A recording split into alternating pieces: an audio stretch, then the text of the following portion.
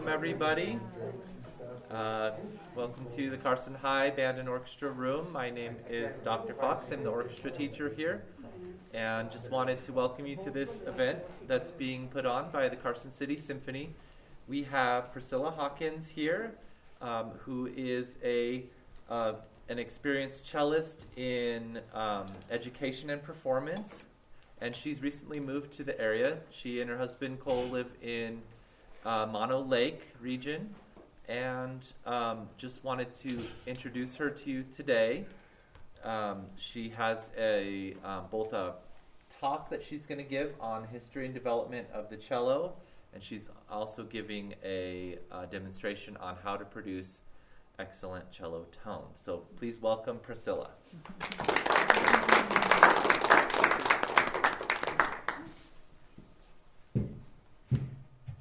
Thank you, everybody. Whoa, trying to fall over.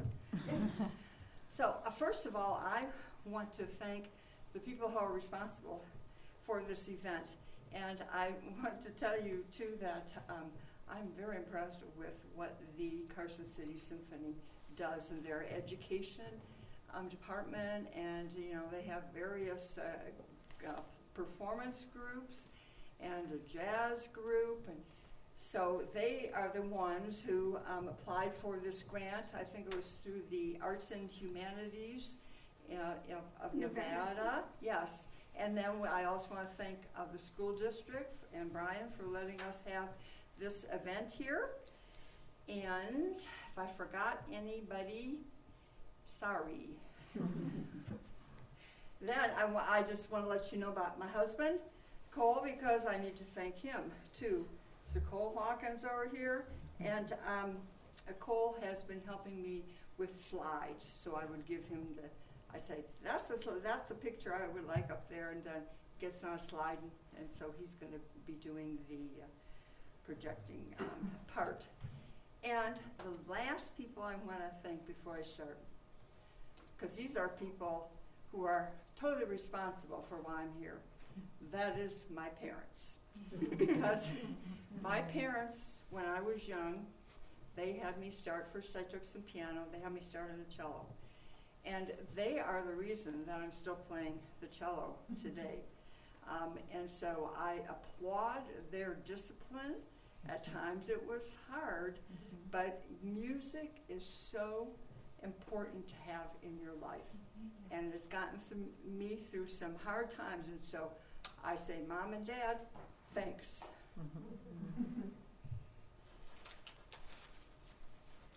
Now we start.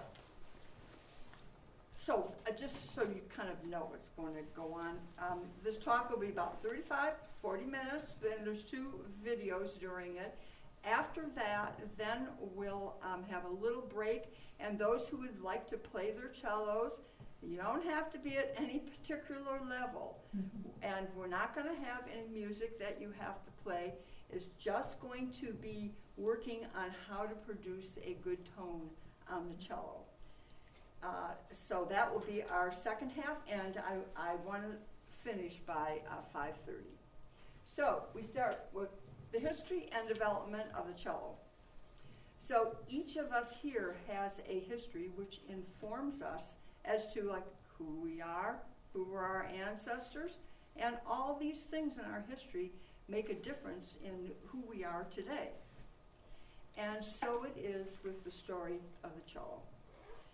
We're going to find out where the cello came from, how it evolved, and was it always such a beloved, quote, beloved instrument as we often hear today. So we're going to then start by talking about the predecessor of the cello, which pretty much everybody says is the Viola De Gamba. But be aware that they are not from the same family of instruments. The gamba instruments were from that family of gambas, and very possibly lutes. And the violin family, which includes violin, viola, cello, and bass, are all called the violin family, use the same type of instrument, just different sizes, and the same type of bow.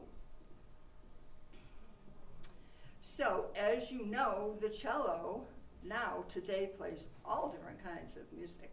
Solo music, duets, trios, all kinds of chamber music, orchestra music. It's a very versatile instrument. And also a lot of alternative music. And I'm sure a lot of you have seen, like, have you ever seen two cellos, those two guys? They are so good. They are classically trained, but you know, they're finding if they want to have a big audience and get to more people, then they're playing other types of music. So going back to the Viola De Gamba, basically the Viola De Gamba played bass line parts and basso continuos and figured bass parts. And so then when the cello eventually came into its own, then there was a bit of a problem for possibly 150, 200 years. Mm-hmm. So I want to start by telling you that the cello, the first one we know about, was made way back in 1550 or 60, around that time. I don't know exactly. And supposedly, from what I've read, it was made by Andrea Amati in Italy. So let's go back now, as you can see from the pictures up here, and look at those two instruments together. On that left is the Viola De Gamba and the cello, of course. So let's look at some of the differences. Well, first we see the Viola De Gamba has, what, 7 strings. So because of those 7 pegs, we know they're each one attached to a string. And the cello has 4, although at one time the cello did have 5, and there were even some cellos that had 6 at one point when they were larger instruments. What else do we see? We see the fingerboards are different. Fingerboard, you're going to put your fingers down, and they are different lengths. We see the cello, as most people already know this here, but has an M pen. This is the M pen. Goes in and out. You know? And so then you can rest the cello on the floor that way. You hold it between your knees, but it gets to rest against your body. Whereas the Viola De Gamba did not have that end pen. And so the people had to, and still do, sit with it between their knees and kind of put their feet together and, you know, figure out how to play it. Well, some of the other differences are how the instrument sounds. Has anybody heard a Viola De Gamba play? Either by itself or, yeah, David has. Yeah, it has a very different sound. Definitely a much lighter sound than the cello. Okay, let's see. There's probably some other differences. Can't think of them right now. Okay, and now we talk about the bow. So also for the gamba instruments, the bows were different. And that made a big difference in how they sound too.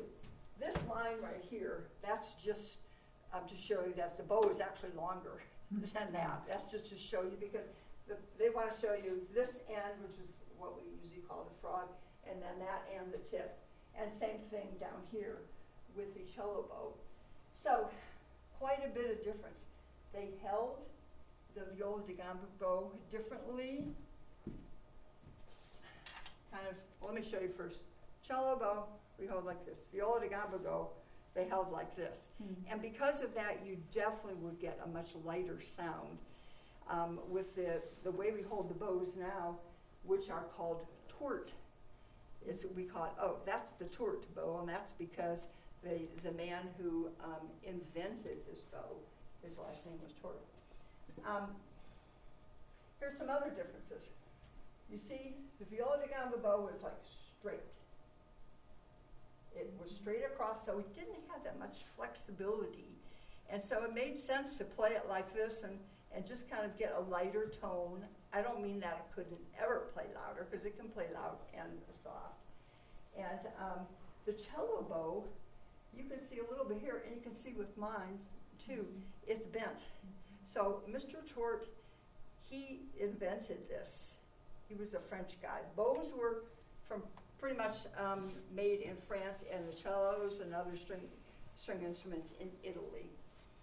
And so what he took is this, it's called Pernambuco wood from Brazil, and he found that he could heat it up, and then he could bend the stick a little bit. So that's what he did with this. And what that does is it gives us much more flexibility when we play, because you've got a little bend here. You can get down and, you know, make more sound. So those are the main differences there. I don't really know how many years the Viola De Gamba was playing, but I think it was quite a few, and it was very popular in the different gamba ensembles. Different princes and kings, they would, you know, hire these people to come and play in their palaces, and so that was pretty much a set thing. And then along comes the cello. It eventually did, the cello, become the instrument that was the preferred instrument to play the bass line. But it took a lot of doing, and I'll read you a little bit about some of the comments. Oh, I did want to mention Viola De Gamba is still played today. A number of people do. They have their ensembles where they like to play music from that period, and so really the gamba sounds probably better with the music that was written from that early period. Let's see. Oh, let's go to talking about the 5-string cello. So you can see that they did have cellos. See the 5 pegs? The one on the right, they call it a piccolo cello, and I am assuming that's because it was a little bit smaller. But what was found out is that these cellos, which were bigger, when the first ones that were made, even like these 4 that Amati made, they just didn't sound all that great. So there was reason why people didn't like the cello at first, because it was kind of scratchy and you know, and it was cumbersome, and so they did end up cutting these cellos down. 5-string cello, okay. We can move on from there. Now, these first cellos and string instruments actually were commissioned by King Charles of France, and he ordered this set of instruments, and he had Amati make them all fancy, and you'll see some pictures how there was all kinds of carving on them. No solo music at that point. See, that was 1622, they say, that these first cellos were commissioned by King Charles of France. No solo music for the cello had been really written at that point. It was all kind of Viola De Gamba type of music. And it wasn't until the beginning of the 18th century that a surge of interest came along in Italy, then in Europe, and so then composers started writing more music. And it's about the same time also that they made these cellos smaller.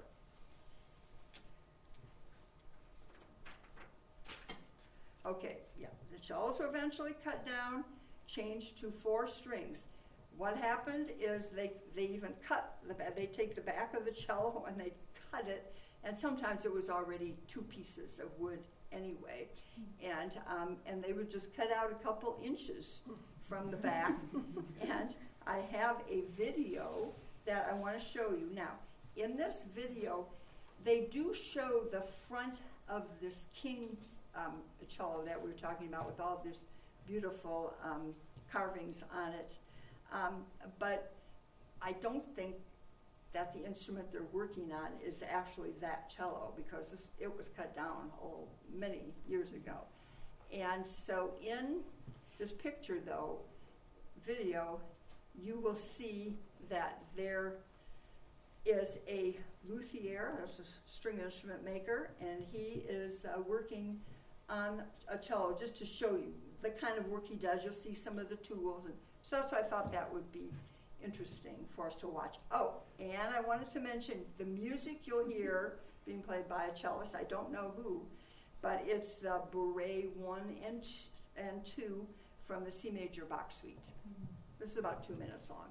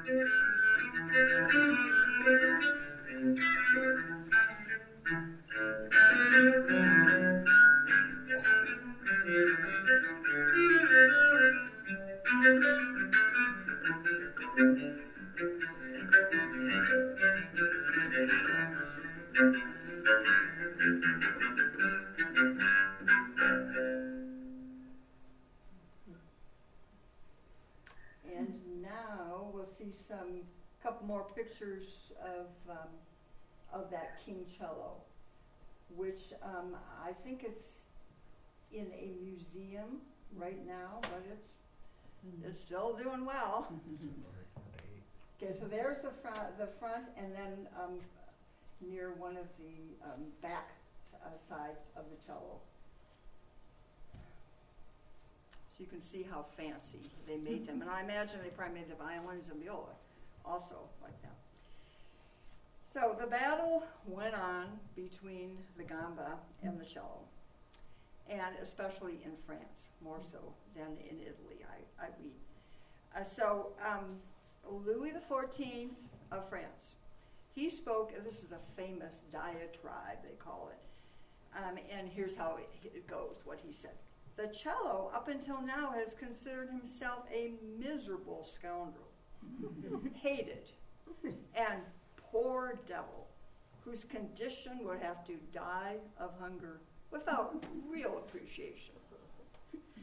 Now it flatters himself that in the place of the base Viola De Gamba, he is going to be treated kindly, already imagining for himself a happiness that makes him weep tenderly.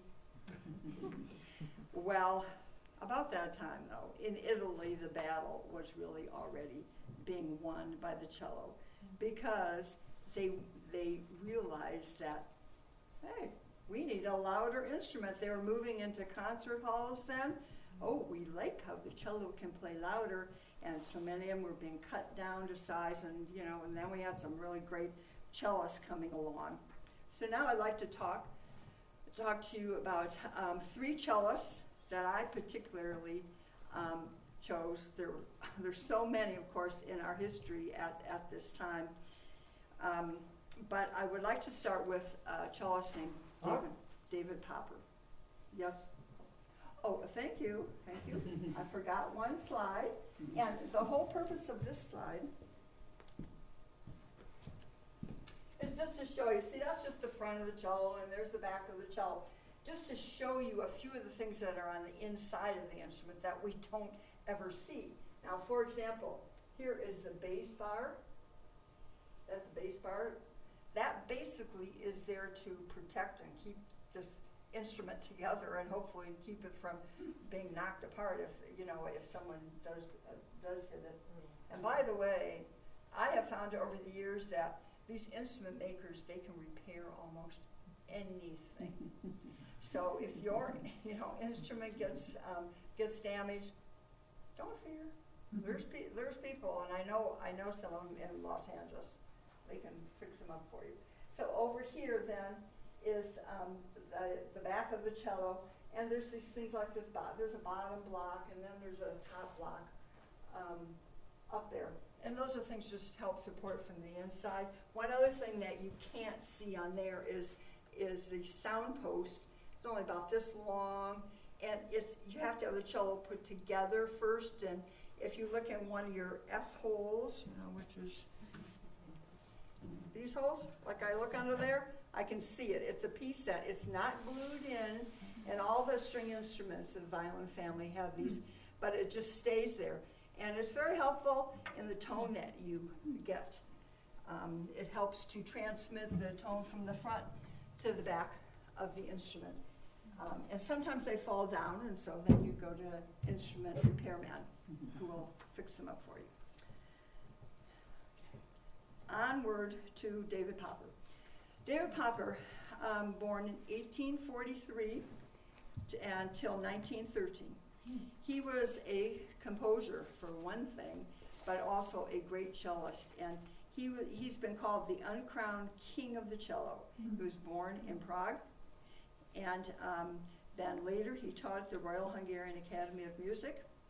So one of the quotes from Copenhagen when Popper was there giving concerts is, he said, "Only Popper can shake our public apathy towards the cello." So see, there still was some apathy about, is that instrument going to sound any good? Then when he was in Copenhagen and he played, they called him the Lion of the Day. Well, I guess they made cigars and all kinds of stuff and had an actual, celebration for a week because they said, hey, this Popper, he's really good. What's interesting is that he's not known that well nowadays, except amongst cellists. One of the reasons we cellists know him is because he wrote a lot of music for the cello. And he really is the first guy who wrote a lot of shorter pieces, 5 or 10 minutes long, fun type music that, amazingly enough, we still play today. So that kind of shows how great it was. Like he wrote Requiem, just a few of the pieces he wrote. For 3 cellos and orchestra, he wrote a very short piece called The Spinning Song, which you'll get to hear later in the talk. He wrote Hungarian Rhapsody. This is all the ones Popper wrote. And that all cellists play Hungarian Rhapsody. Very beautiful, romantic piece. Tarantella, plus a whole bunch of other lists, like in the book over here. In this book. Whole book on Popper, they have them all listed. So I just am talking about him because I wanted to bring him to your attention because he was a really very important composer and cellist. He did compose primarily for the cello. I wanted to mention that a cellist, Jano Starker, he lived in the 20th century. A lot of you probably know, his name. He was at Indiana University. Well, he made many recordings, and he made one whole record, as they used to call them, of romantic cello music, all pieces by Popper. Well, it turned out of all the recordings that Starker made, that was his most popular recording. So that tells you something about this music. Okay, they're saying time to leave. Thank you. Yes, thank you. That happens every afternoon at 4:30.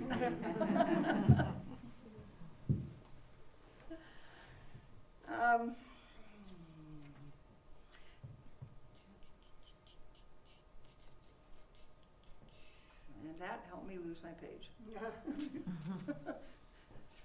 Okay, there we are. Okay. In reading this book about Popper, I was just really impressed with a lot of things that I read, a lot of details. There's this one story that I want to share with you because I think it tells you a little bit about the kind of person that David Popper was. And this is a story, I'll read it right from the book, of cellos and a coat. It goes like this. By the way, this book, Stephen Diak, a cellist I know of, he's done some compositions. He was a student of David Popper. Thought so much of him that he wrote this book. Popper once related to another student, Zamboki, and a colleague, that the following story.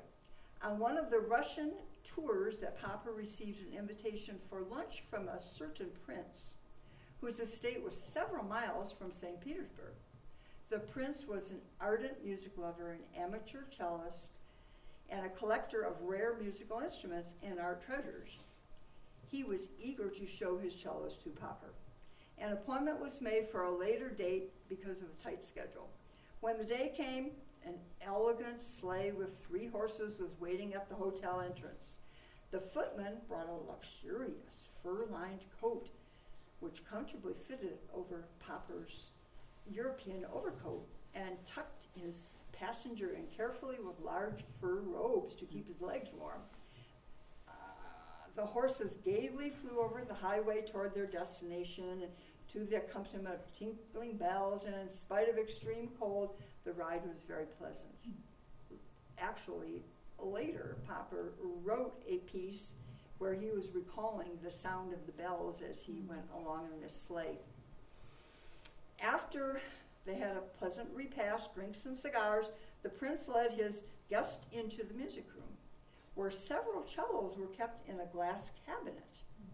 Displayed there side by side were instruments by the great Italian makers Amati, Guarnerius, Ruggeri, and Stradivarius.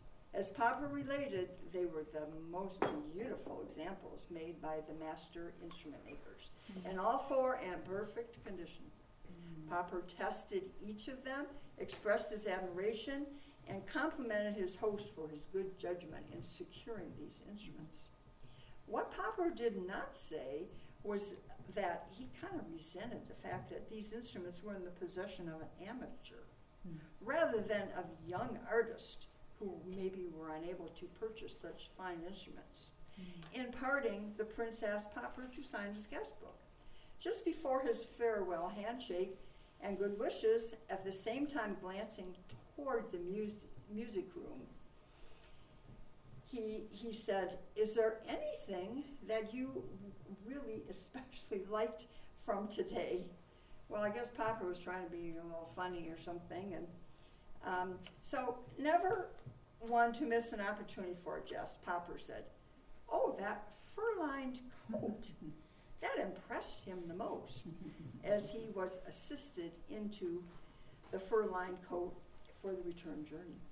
Both the prince and Popper had a good laugh, which was probably very costly for Popper. He never discovered what was in the prince's mind when he posed the question. Had he intended to present him with a cello? The next day, a messenger arrived at Popper's door carrying a large package from the prince.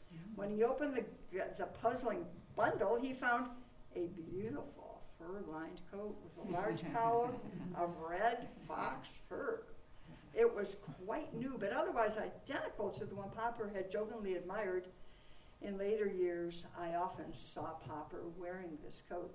Among the photos which he gave me, I have a picture of him in it, and I know that it gave him warm comfort against the freezing days of winter. That ended that story.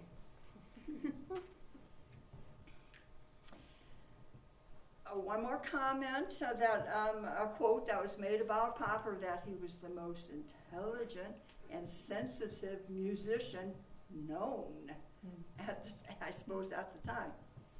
Now we move on to another cellist who made a huge difference in the way we play the cello now, Pablo Cassell. Pablo Cassell was born 1876 to 1973. He lived a long life. And he really changed the way that we hold the cello now and our technique. He, though, wanted to think of himself as a humanitarian. So Papa lived in Spain, and he left when the Franco-fascist regime came into power. He said, I'm not going to play my cello in this country anymore. He left, and I guess he stopped playing at all for a while. He went and lived in the Pyrenees Mountains in Switzerland, where he eventually did do some teaching, and he helped a lot with the immigrants who ended up there from Spain. You might remember, some of you, also Popper, when he did go back in, Casals, when he did go back into playing, that he ended up playing for Kennedy in the White House. I've seen that video many times. Casals was considered a spiritual force of our time, along with people like Albert Schweitzer and Gandhi. I know I've heard Yo-Yo Ma, cellist, Yo-Yo Ma, refer many times to Casals and how he just made such a difference in the way we play the cello. There are many books by him, and also he has written books. And I especially like him because my very first cello teacher in Michigan, she was lucky enough to go to Switzerland one summer and take some lessons with him. And so she was constantly talking about Casals and, oh, don't forget about Casals. You know, he did so much for the cello. Here's one of the big things. He really brought us the Bach cello suites. And a lot of you know, even if you're not a cellist, you probably also know about there are 6 Bach suites. You know, Bach he was back in 1685 to 1750 he lived, and so he had written these suites, but they were hardly played. I understand that here and there some of them were played like as encores and things, just maybe one movement.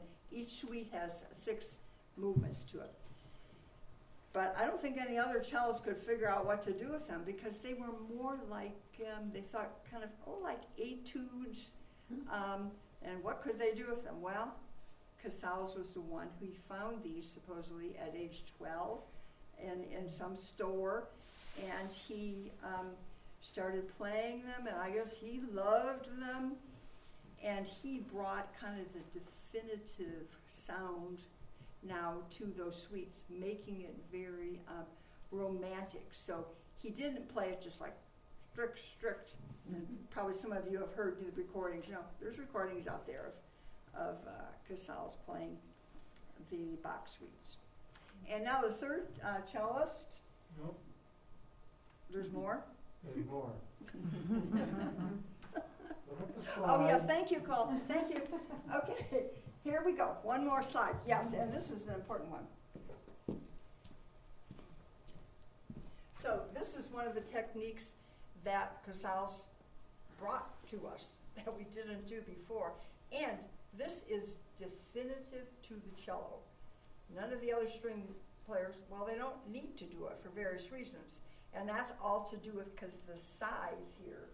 So we have this is called closed option. And this is basically what we play most of the time, half step, each finger. This, like say if you're on the D string, this is E, and then a half step higher F, then F sharp and G.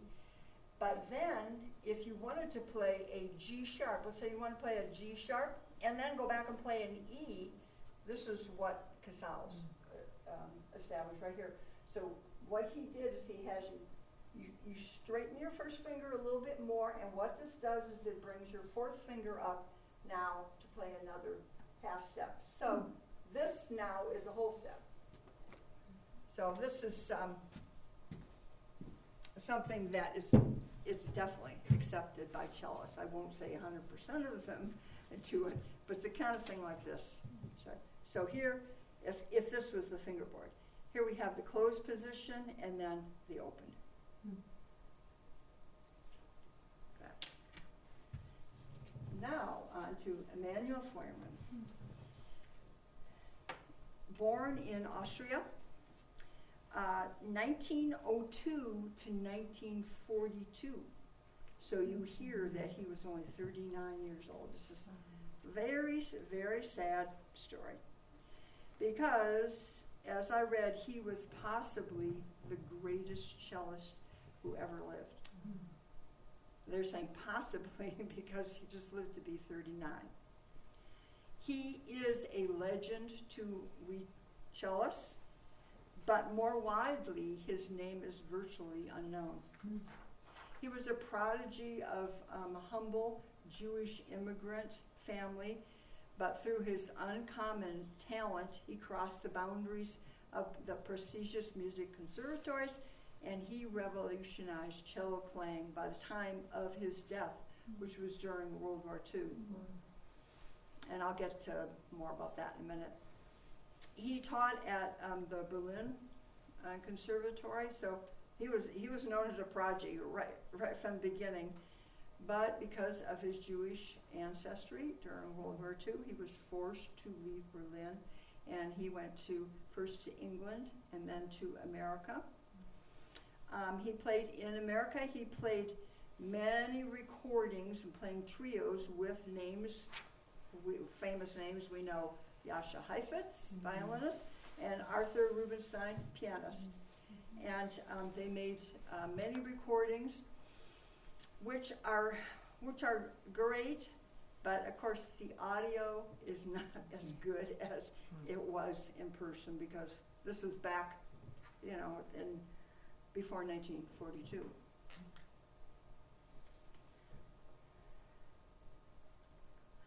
Now, there are only 2 videos of him, Feuermann, playing, and they're short, and we get to hear one today. So we'll wait to the end and hear something about how he played that cello.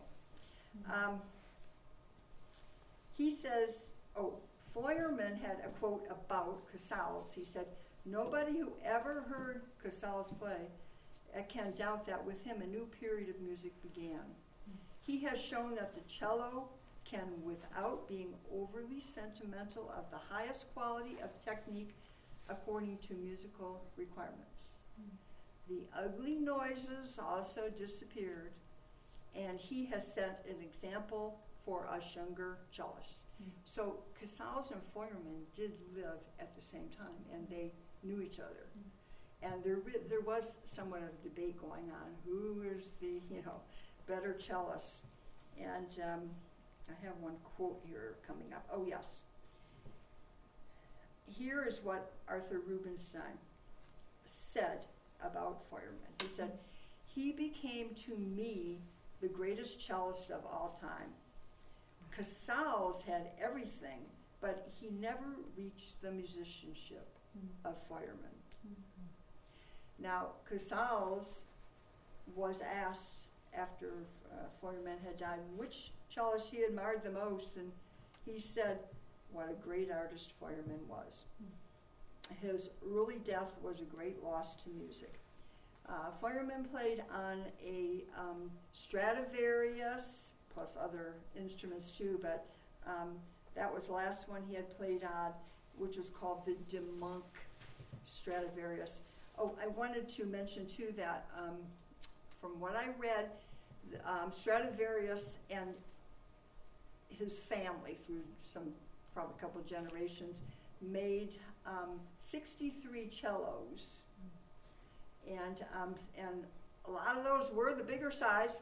But then they finally, learned that we need to make these cellos smaller because they sound better. Feuermann had a quote on teachers, which I especially wanted to read because I really like it. And he said about teachers of, string instruments, "Many are afraid to lose authority by contradicting themselves. from, say, one day to the other, while teaching, because we as teachers, we know sometimes we do this. But Feuermann said, authority is not based on your words, but what your teacher has to give to the students. And I really liked that because I thought right away of experiences that I had. When I was in my early 40s, I was going down to Los Angeles to study with Ron Leonard on the cello. He was the principal cellist of Los Angeles Philharmonic for many years. And I thought, oh, this is a great opportunity to work on some of this orchestra literature. Some of it you look at and you go, oh, this is impossible to play. So I would take this music to him, and he would help me with some of the fingerings and bowings, but then he would play for me. And that is what I really remember, because it was so inspiring. He'd be playing some passage, like, whoa. And I would say, you mean it can be played like that? And he said, sure. And it's true that when you hear a teacher play like that for you, it does make it easier then for you to play. I wanted to mention some other cellists through the years. Oh, what did I forget now? Oh, the books first, yes. Okay. Here we have the books, the 3 books that are out here. Just so you can see, these are ones that I have been reading lately on these 3 cellists that I talked about. And now, cellists who have written etudes way back, a couple hundred years ago or more, that we cellists still use now. There is Etudes and Studies by Grützmacher, by Hugo Becker, by Dupre, Klingel, and Diak. Diak is the one who wrote the Popper book. And getting towards the end here, and so I want to put a few more names of cellists up here. I'm going to briefly tell you a little bit about them. And of course, there's a whole bunch more really great cellists through the years too. So, and you can look all this up. Okay, so as we already talked about, David Popper, Emmanuel Feuermann, Leonard Rose taught many students. I had a chance to meet him when he was still living, and was in the United States primarily. Then Jacqueline Dupre. Has anybody heard? Yes. Okay. Yes, Jacqueline Dupre, who unfortunately died young, and she had a disease where I think she stopped playing like in her 30s anyway. She was an English cellist, but she is especially noted for playing the Elgar cello concerto. We all cellists pretty much all say, oh, the way she played that, that's what I really love, and I wish I could play like that. Zara Nelsova. Anybody heard of her? I know, I got to meet her. She was known for being a very strong player, but the other thing about her is she always wore these ball gowns, big ball gowns, big skirts that would come out whenever she played with an orchestra or chamber music. We know about Pablo Cassell, Piatigorsky, a cellist from Russia who taught down at USC, and I've had the privilege of studying with one of Piatigorsky's students. Starker, we also already mentioned, he was at Indiana University. Raya Garbasova, I never knew her, but I wanted to get a few more females' names in there, but I know that she was a very respected cellist. And Yo-Yo Ma, everybody I think knows Yo-Yo Ma. He certainly has done a lot for the cello in that he has played all different kinds of music. He's ventured out here and there and everywhere, and it's been so good for cellists to realize that we can play other kinds of music beside classical also, you know, jazz, blues, Eastern music. And so, Yo-Yo Ma, he deserves his special cartoon here. And we all know how when we think of Yo-Yo Ma, we think of the cello.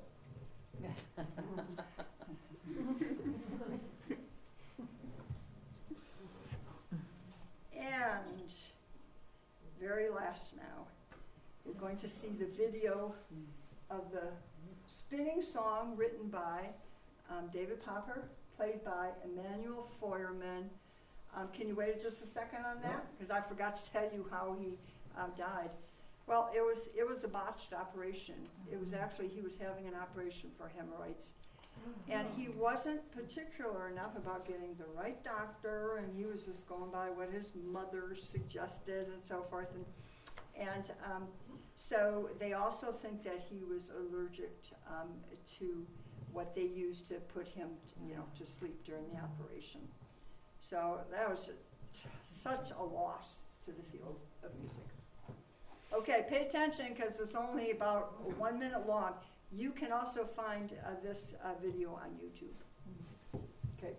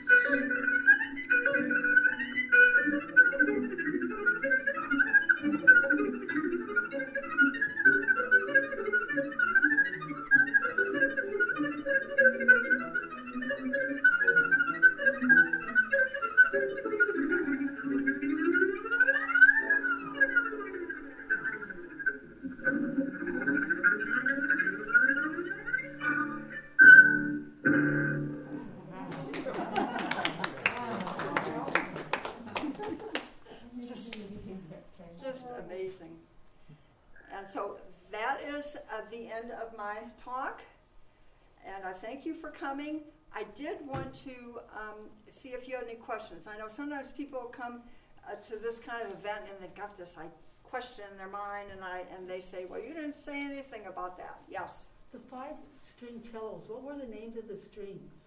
Oh, I read in a couple different places that it was, sometimes there was a B flat and then also an E. Okay. Yeah. Other questions? Anything that you would like to ask? Are you going to play for us? Well, not right at this moment. We shall see. Let's see how the time is going. But thank you for asking. Okay, that's good. Now, everybody is welcome to stay, of course. We're going to take just 5 minutes and see, then that will give us a half an hour. And we're going to be talking with the cellist. Can come up in this front row. Don't be afraid of me. I'm not going to bite you. And I just really want to do this just to help you just to have a little understanding of producing a tone. And then we'll have our workshop.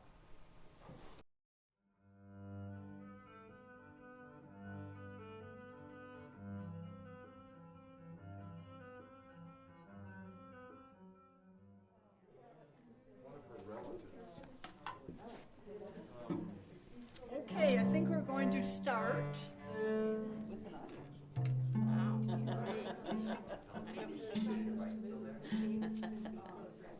you want us to move?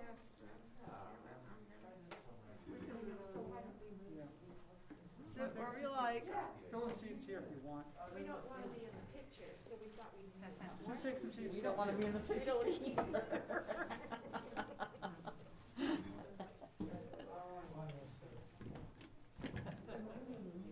Okay, so let's talk about this right arm and this bow.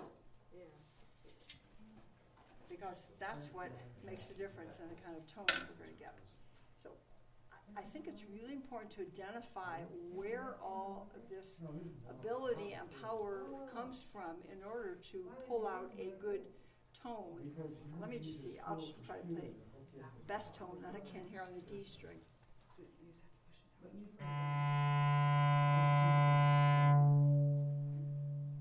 So, it really comes from here, your shoulder. This is a big muscle right here. But you don't have to tighten it up. That's the important thing to remember. No tightening up of those muscles. Keep them relaxed. Use the natural weight from your arm here and the hinges. Okay, hinges, we have fingers are hinges. We have wrist is another hinge.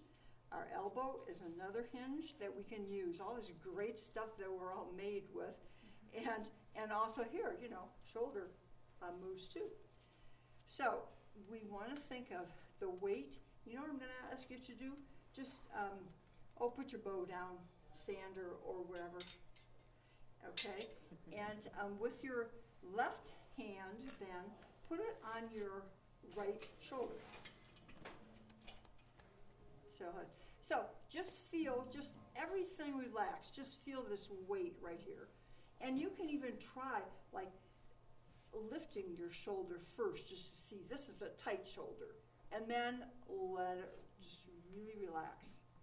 This is how we want it to be when we play. So that weight in the shoulder then is transferred, and have your hand come down here, because then you can start to feel where you are. Think of weight. No tension at all. It's just the heaviness of the muscle in your shoulder that comes down here to your wrist. Now, you can still move your wrist. Let's see you move your wrist. Of course, we want to be able to use that wrist because it really helps in the intricacies of bowing.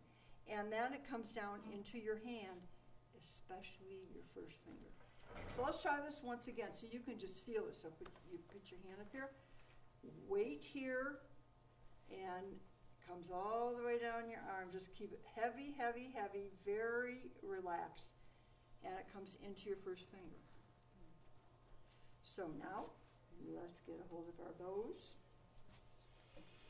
And we're just going to practice landing on the string. First, though, let's not actually land on the string. Let's just land with the bow in our hand.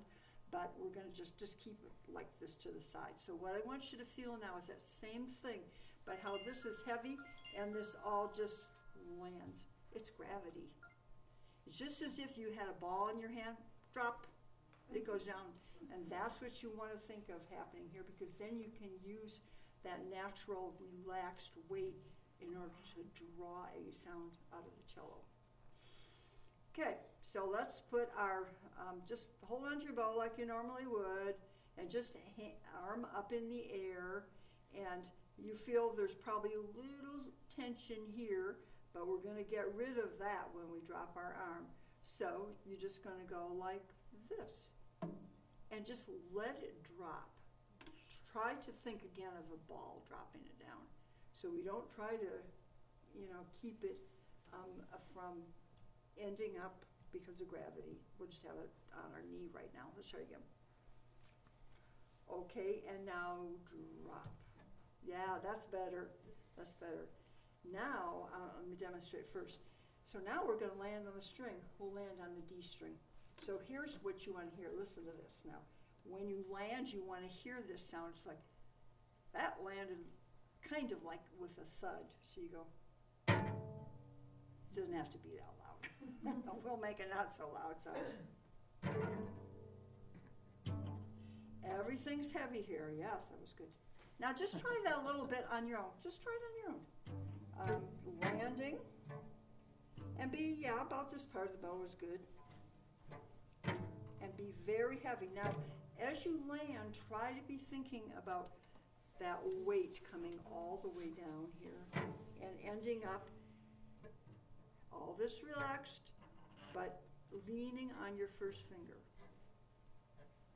I like to think of the first finger being the front seat driver of the car, and the little finger is the person in the back who thinks that, they're trying to drive, because that little finger does help you to move around with your bow as you lean on the first finger. Okay, now let me just play a long bow for you first, and then we're all going to try it. And again, I understand when you're at a class like this that you might be feeling, everybody's watching me and stuff. I've been in this situation before. But the important thing is just to try to listen, because you're going to get the most out of it when you get home, and then try it yourself. So I'll just demonstrate for you first. I'll land a little closer to the frog on the D string. Heavy. See, it's like that. It's like I'm really grabbing that string. So again, it's like this. Let's try that a couple of times, then we're going to actually play a note. Here we go. Yeah, good. Yes, see, that's what you want to hear, that you're really grabbing that string. Relax, though. Everything relaxed. Okay?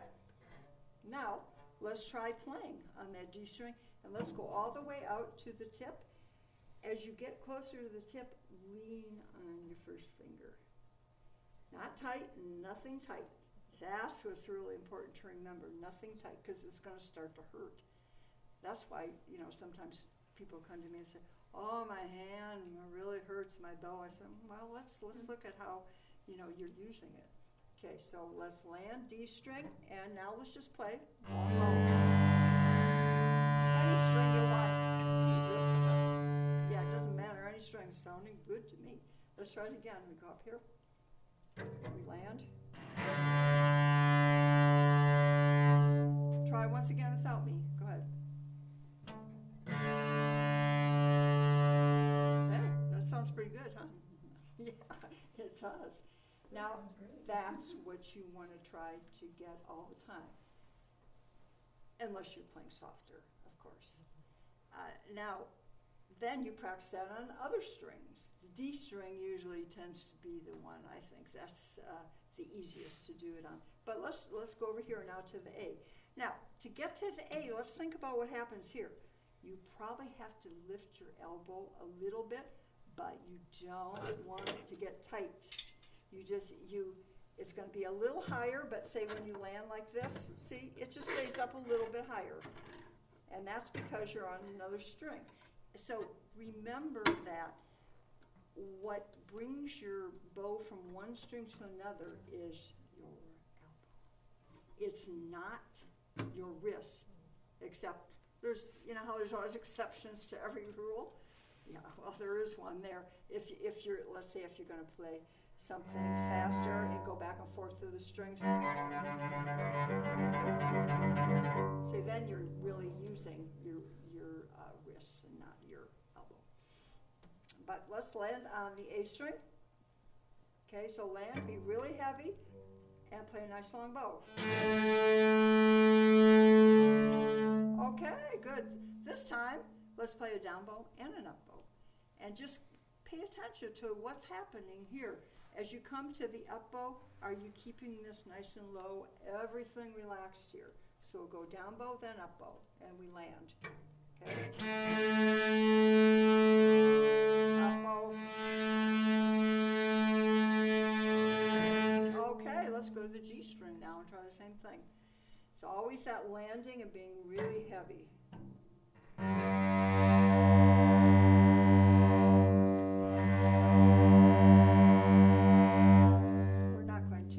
But that's all right. We're not playing a concert here. We're just working on our tone. Okay. So again, now let's go to the C string and land. Whoa. And now play.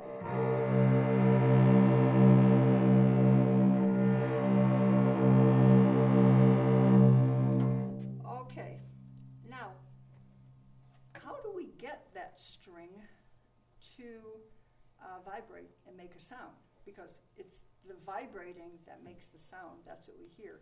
So that's the first thing. We want to make sure that our string is vibrating. What would you say? Speed. Any? Speed So, okay, she says speed. And Mhm. the weight. and the weight. And yes, and the weight, right. So what you want to think of is what you're doing here is not making that string do anything. You're letting it vibrate. And it will do that. It will vibrate if you approach it, you know, being relaxed and thinking of drawing the sound out. And how can you tell if you're getting a good tone? What do you think? You listen. There's one way.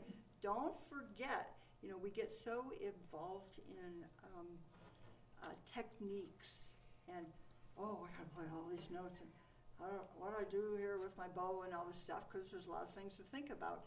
But don't forget to listen, because that's what really is going to tell you in the long run if it is doing it, you know, you're doing this the way that you want to. How does it sound? Okay, now let's try slurring two notes, going from the G string to the D, and see what you can do with, as you lift your elbow a little bit to get over to the D string, of still keeping that weight and letting the string vibrate. Oh, and we all know, of course, the biggest string is the C string. So it really takes the most weight, not pressure. I do not like to use the word pressure, because pressure is tension, but weight is being relaxed. So I'll show you first. So we're just going to go like this. And you'll find that, well, you have to lift your elbow. See how I'm doing that? You're going to have to lift your elbow, but your job then is to try to keep that weight to make those two notes sound as even as you can. Okay, let's try it a few times. So we land heavy, G, and D. That's good. Stay right there. Stay right there with the tip, and we'll go up. We'll just opposite. D, G.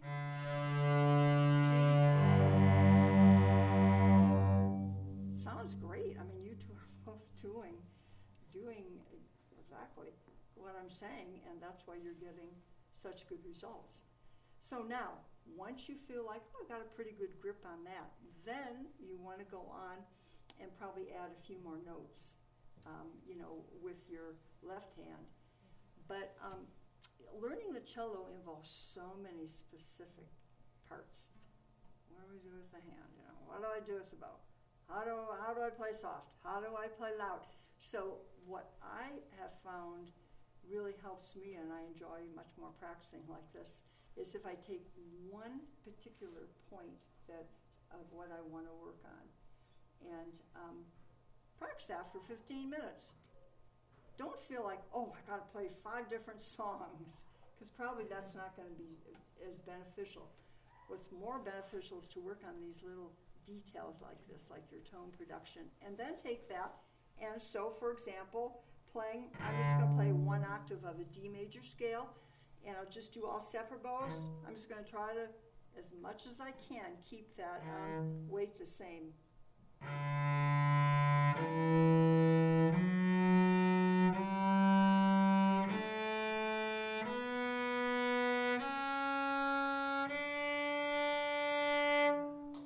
Okay, so that's our goal there. Shall we try it? Just that 1 octave D major, separate bows. Okay, so again, land, be heavy. Here we go.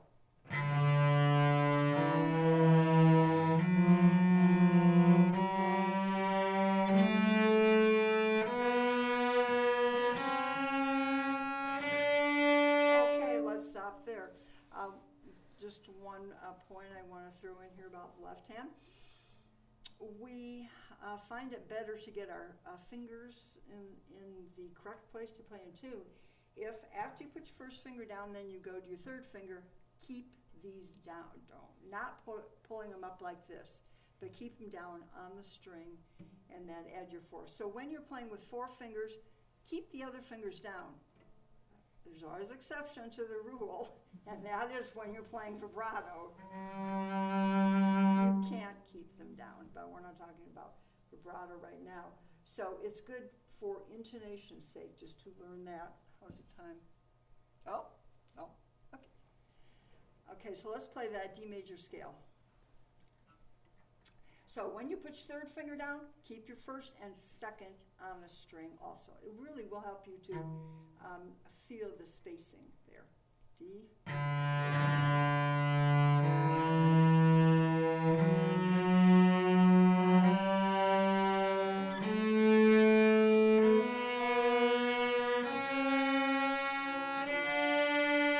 how about, let's come backwards. Sounds good. 4.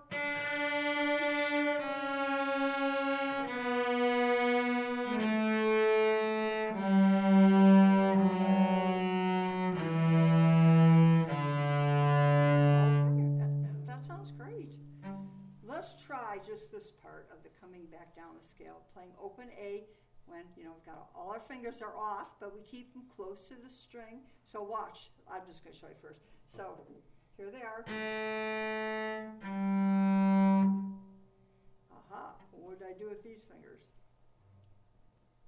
I put them on the string when I put 4th down. The reason is because we're learning the spacing, and that's the best way to get it in tune. So when you're coming down the scale, just watch once. I pick that up, of course. They're all off now, and I put them all down. Then pick one up just when I need to. Give it a try. See what you think. From Okay. what note? Pardon? What note are we starting at? Why don't we start at the very beginning of the scale again for right now, and come back down also. Okay, so here we go. Put 2nd down also, good. And 4th. Now pick them all up. 3rd and 2nd down. Great. Now let's come backwards. 4.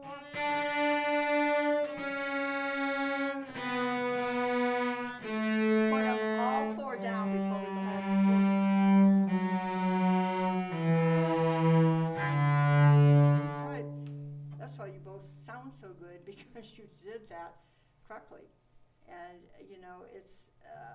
it's so great to learn little tricks, because playing the cello is not easy. But when you learn the little tricks that are going to help you to play it better and to work out these little details that maybe have always been a problem for you, then that's how you just kind of build one thing on another. It's in the details, all the details. Is it always necessary to bend your thumb? I find it really hard to, the bow, I play violin too. This bow seems so heavy. Yeah, because maybe you're just not used to it, or so you have a hard time keeping your thumb like that? Yeah, you could try one of these things. See what I have on there? They call it, I think, a bow grip. It's this rubber thing that you put on there, and see, there's a little place there right for your thumb. I think it can be really helpful. Very uncomfortable. Oh, I know. That's an issue. It seems easier to hold straight, but I know then you can't do the finger stuff. Yeah, when your thumb is like this, everybody, we want it curved like that because you have flexibility. That's why you can do more things with your wrist and with your bow. But I know for all of us at times, and this has happened to me too, been playing for 2 hours of orchestra rehearsal, right, David? 15 minutes. And then your thumb goes like that because it gets tired, But really, something like this can help a lot. Also, what this helps is you don't have to feel that gouging piece of the frog, because it can. You get a callus there, and it can start to hurt. The other thing I want to know is if the exact way that you open and close your, so you don't use your shoulder, you don't go like this. that you gotta, that's different from the violin. You're a little different angle. That's good. Right there, do that again. Like that. There you go, that's it, To keep it yes. straight. Yes, you go from, I'll just show you, so look my elbow. You go from being bent and your wrist is up. And you play along here, and what you do when you get about to middle of the bow, you straighten your arm. See how arm straightens out? Wrist. That's how you accomplish it. So what you're doing is you're using these hinges. That's what's so important, to keep all of this relaxed. So let's just all try that, just concentrating on, of course, the weight. Let's get some good weight. D, sure, let's do D. And so here we go. So we bent arm, good. And now start straightening your arm. Now let's come back up, bow. Start bending your arm about here, wrist comes up. Yep. Okay, thank you. Yeah, sure. Okay, I think that is good, for one day. Thanks for coming up, and you both did a really good job. Thank you. Didn't they? Okay. Thanks everybody for coming. Thank you. It was great fun.